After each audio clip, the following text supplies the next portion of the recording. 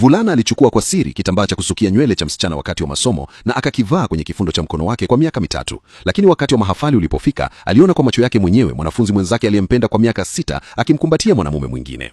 Akiwa amevunjika moyo, aliamua kwenda kusoma nje ya nchi na akaapa kutomtafuta tena. Miaka 10 baadaye, baada ya kuhitimu masomo, alirejea nchini kwa mara ya kwanza kutembelea familia yake, lakini mama yake alimlazimisha kwenda kwenye miadi ya upofu. Ili kukwepa hilo, mwanamume huyo aliiba nguo za mhudumu, akavaa kama ombaomba na kuingia kwa siri kwenye harusi ya mtu mwingine. Unafikiri wewe ni nani? Ngoja nikwambie jambo. Katika mji mzima wa Jiangcheng hakuna mtu atakayekuoa. Mama yangu anaendelea kunishinikiza niolewe. Mimi pia nahitaji tu mtu wa kunisitiri. Kwa kuwa hakuna anayekutaka, nitakuoa mimi mwenyewe. Dada, nitakusaidia. Wakati huo huo aliposema hivyo, mwanamke huyo alimshika mkurugenzi mtendaji CEO kwenye kola ya nguo na kumbusu. Mkurugenzi mtendaji alifikiri kwamba amepata tu mwanamke yoyote wa kumsaidia kujisitiri, lakini aliishia kusajili ndoa na mwanamke aliyemzidi umri kwa miaka 10. Siku iliyofuata, mwanamke huyo aliona suruali ya jini iliyoratuka ya mume wake wa ghafla na akadhani kuwa ni maskini sana kiasi kwamba hawezi hata kumudu huo nzuri. Kwa kutopenda mume wake aone baridi, alikaza meno yake na kutoa kidani cha madini ya jet cha familia yake kwenda kukiuza. Mmiliki wa duka ambaye alikuwa anajua mambo mawili au matatu kuhusu madini ya jet, mara moja alikitambua kuwa ni chenye thamani kubwa sana na akatabasamu kwa shauku. Lakini wakati wakinunua nguo, mwanamke huyo alikuwa akiangalia nyuma mara kwa mara. Mwanamume huyo aligundua na kuuliza, "Dada Kim, kile kitu chako kilikuwa nini?" Kilikuwa ni kitu ambacho baba yangu aliniachia, lakini kukitunza hakuna faida tena. Ni bora kukibadilisha kwa nguo chache kwa ajili yako. Kwa nini wewe ni mwemba sana kwangu? Unadhani hiki ni kitu kikubwa? Kama isingekuwa wewe, ningekuwa tayari nimeshalazimishwa kuolewa na mtu kutoka familia ya Shen. Wewe ni hirizi yangu ndogo ya bahati. Kwa njia, ikiwa siku moja utagundua kuwa nilikudanganya, bado ungenitendea hivi?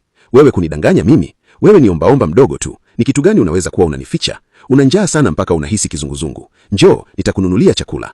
Kitu ambacho mwanamke huyo hakujua ni kwamba mwanamume aliyedhani hawezi hata kumudu nguo alikuwa ni mkurugenzi mtendaji mwenye utajiri mkubwa sana. Bila kujua hili, alikuwa na pesa ya kutosha tu ya bakuli 2 za noodles za nyama ya ng'ombe, na hata hivyo alimpa yeye nyama yote. Kula wewe, bado unakuwa. Hizi noodles ni nzuri kabisa. Ndiyo. Xinjiang, ukosefu wa ajira unajisikiaje? Shen Yunlang, usifikiri kwamba kwa sababu tu umenifukuza kazi pale Dingchen basi nitainamisha kichwa changu. Nitapata kazi nyingine hivi karibuni. Hii ni mwanzo tu. Kama nikitoa amri, ni kampuni gani itathubutu kukuajiri? Hey, Shen Yunlang, ngoja niweke hili wazi. Dada yangu ana uwezo mkubwa sana na kampuni nyingi zingemtaka. Usipige simu tena. Wanaume wakipata pesa wanabadilika na matajiri wadogo hawafai kitu. Dada, hiyo si kweli kabisa. Sio matajiri wote ni wabaya. Umesema nini? Uko sahihi. Hakuna hata mtajiri mmoja aliye mtu mwema. Shen Yunlang, bado hujachoka tu. Nilishasema sitasitisha. Habari Miss Ding, tunapiga simu kutoka idara ya rasilimali wa watu ya Will Group. Tungependa kukujulisha kuwa una usahili kesho. Nini? Sawa, nimeelewa. Kuna nini kibaya dada? Ndiyo, naenda kutafuta kazi mpya na usahili kesho. Wewe ni hirizi yangu ndogo ya bahati. Ni kampuni kubwa gani? Hata kama ningekuambia, hungeijua hata hivyo. Vyovyote vile, ni kampuni kubwa sana. Mshahara wa kila mwezi ni 30,000. Naomba kuwa katibu wa mkurugenzi mtendaji. Kuanzia sasa, dada yako atakusaidia. Nenda kwenye usahili. Nilikuachia kifungua cha mwini tayari.